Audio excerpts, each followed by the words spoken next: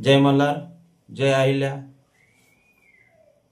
आज लाईव्ह येण्याचं कारण की धनगर समाज आरक्षणासाठी जालना येथे सामाजिक कार्यकर्ते दीपक भाऊ बोराडे गेले 12 दिवस झालं जालना येथे उपोषणाला बसले आहेत।